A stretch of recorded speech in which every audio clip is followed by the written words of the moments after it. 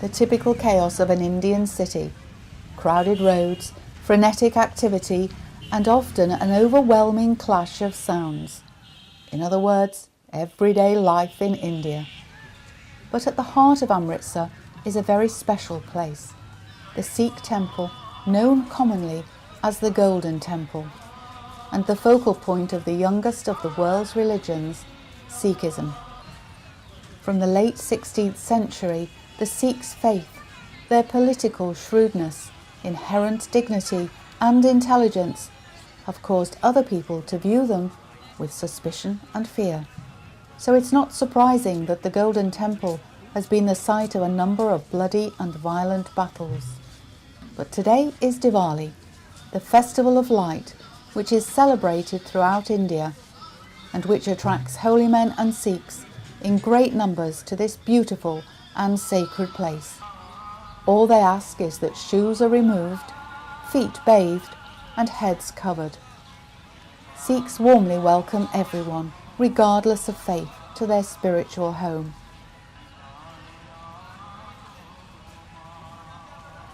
Emerging through the main gate, the bustle of the city is immediately left behind.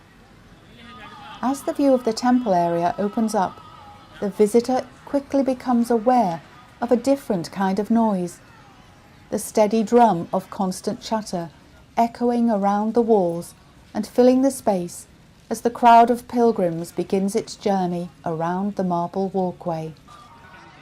The numbers are huge, as Diwali is a special festival, and it attracts thousands of Sikhs from all over the world. Yet surprisingly, there is a feeling of sublime peacefulness and tremendous spiritual warmth. Men strip down to sarongs or shorts, and using the chains for safety, immerse themselves in the holy water. A symbolic cleansing of the souls rather than an actual bathing of the body. The chanting of priests echoes across the sacred glittering pool, a pool which is constantly fed by an underground spring. The fretwork walls near the corner give privacy to the women, so they too can bathe in the holy pool. In the Sikh faith, everyone is equal. Sikh men remain unshaven, and both men and women do not cut their hair. This represents saintliness, and makes Sikh men in particular easily identified by the colourful turbans they wrap around their hair. A very important part of any Sikh temple is the community kitchen and food halls, and here in Amritsar it is a must for every visitor. As we near them, there is an increase in activity. Lines of flags and a greater noise herald the approach.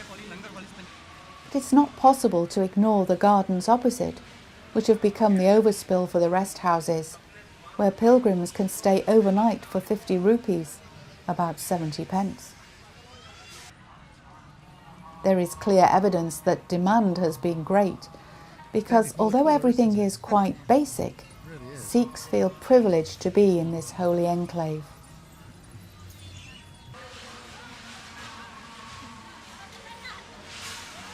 Approaching the kitchens themselves, the crescendo of noise peaks.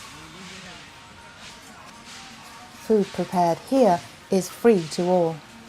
Unlike other temples where there are poor kitchens, at all Sikh temples, and on a grand scale here at the Golden Temple, young and old, rich and poor, everyone is welcome. Outside the entrance to the food halls, a plate and a bowl are collected, and there is a great air of excitement and anticipation. The meal is freshly prepared by armies of volunteers who happily slave in the massive hot kitchens all day long. The outside temperature is in the high 20s, so the heat in the kitchens is stifling. Women here are peeling and chopping garlic and onions for the dal. The smell is overpowering, but the workers seem oblivious and look settled for the day as they merrily chatter away. The chapatis are baked on great hot plates, constantly flicked to ensure they are thoroughly cooked. In an adjacent part of the kitchen, the dough is prepared and divided into small balls, which will then be rolled into the small wafer-thin circles which make the familiar chapati.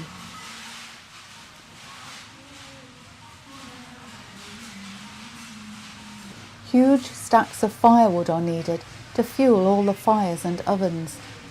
Everything is on a colossal scale. These giant vats are where the dal is made. The heat is intense and long wooden poles are needed to stir the mixture.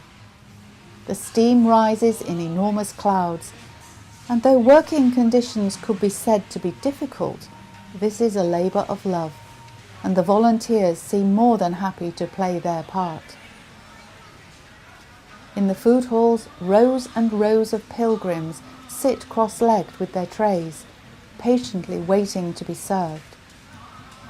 3,000 at a time can be fed in this room, and the same number in the room above. Some use their right hand, some use a spoon, but whatever, there is little waste, and the whole experience is clearly a shared communal one, regardless of who they are sitting next to or where that person is from.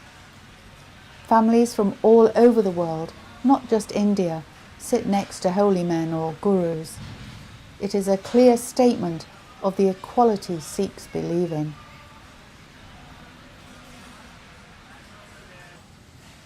Such large feasts require enormous resources. For example, these are some of the enormous store of sacks containing flour for the chapatis. Behind the open kitchens is a new electric chapati maker. It is quick, clean and efficient, and much less labour-intensive. But so keen are people to help that making the chapatis by hand is likely to continue for some time to come. This relatively new piece of equipment was bought using donations from the UK, an example of how strong links are maintained with Sikh communities wherever they may have settled.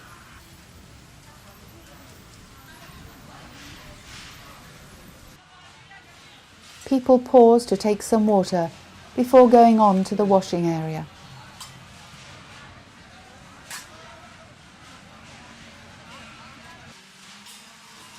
Plates are washed and stacked ready for the next sitting, and you can hardly make yourself heard above the noise of the clatter and crash of the metal plates.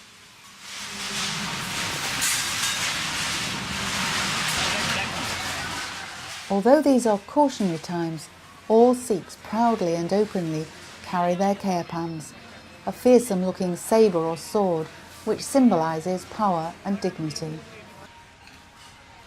At the heart of the Sikh holy complex is the Golden Temple itself. The temple has a door on each side that symbolises access to all. A causeway, commonly called the Guru's Bridge, leads away from the two-storey marble temple. The causeway is packed with pilgrims who queue for hours to reach the inner room where the holy scriptures reside. The lower parts of the temple are beautifully decorated with inlaid flowers and animals, but it is the golden dome of the roof which first attracts attention. It is said to have been gilded with 750 kilograms of pure gold and represents an inverted lotus flower, a holy symbol of the Sikh religion. The upkeep of the temple doesn't stop, for even as you admire one part, you spot new flowers being carved into pillars and walls elsewhere. Offerings can be bought, and these will be carried into the Hari Mandir Sahib, the inner temple. People buy what they can afford and carry them carefully to the end of the queue waiting to pay homage. This crowd has already been queuing for some time, but they have at least another hour and a half before they will finally be ushered through to the inner sanctum where the holy book lies.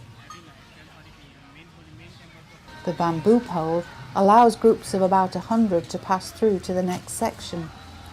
This crowd management is an attempt to keep the enthusiastic pilgrims safe. It is a slow and very hot process, but the humour is good and clearly stamina bountiful.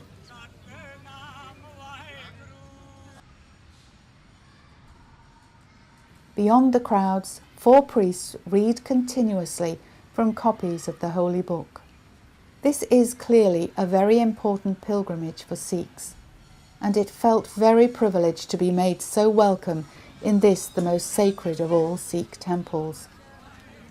Visitors weren't just tolerated, but were genuinely welcomed and offered generous and warm hospitality. Amazing, because you don't have to look back into history too far to see some barbaric acts of persecution against Sikhs and the Golden Temple. Maybe that is all in the past, because as the sun sets over Amritsar, Sikhs, Hindus, Christians and Muslims come together to celebrate Diwali with an enormous explosion of fireworks. This festival of light, symbolising light over dark, good over evil